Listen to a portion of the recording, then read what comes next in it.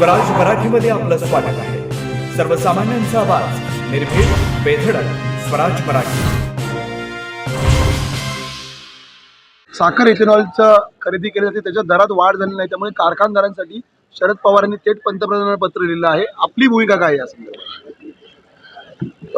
निश्चित FRP मध्ये 4 वेळा वाढ झालेली आहे आणि साखर विक्रीमध्ये जी काही आधारभूत किंमत ठरवली गेलेली आहे प्रति किलो 31 रुपये आणि 31 ची ही 35 रुपये प्रति किलो साखरेचा आधारभूत भाव ठरवणं अत्यंत गरजेचं आहे.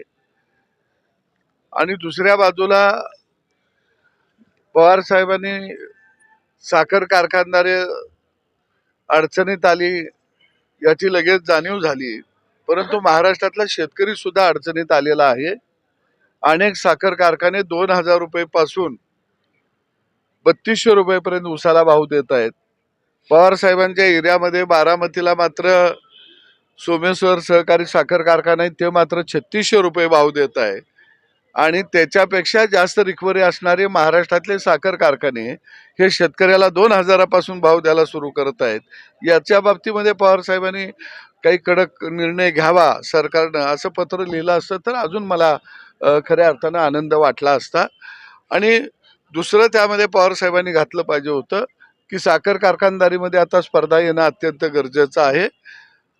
2 साखर कारखान्याच्या मधलं हवाई अंतर जे 20 किलोमीटरचं आहे ते काढून टाकण्यात यावं, असं जर केंद्राला पत्र लिहिलं असतं तर निश्चितपणानं मला वाटलं असतं की पवार साहेबांना देशातल्या आणि महाराष्ट्रातल्या शेतकऱ्यांची काळजी आहे.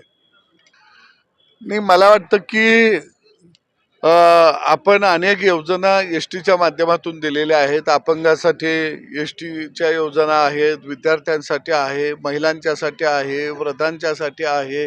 आणि या सगळ्याचा विचार करता जी काही दरवाढ आहे ती शेवटी सरकार सगळ्या बाजूचा विचार करून निर्णय घेत असते आणि योग्य आहे असं मला वाटतं की बरेच दिवस झालं तिकिटाची दरवाढ झाली नव्हती, कारण त्याची झळ ही सर्वसामान्य माणसाला सगळ्याच कॉमन बसते असं होत नाही.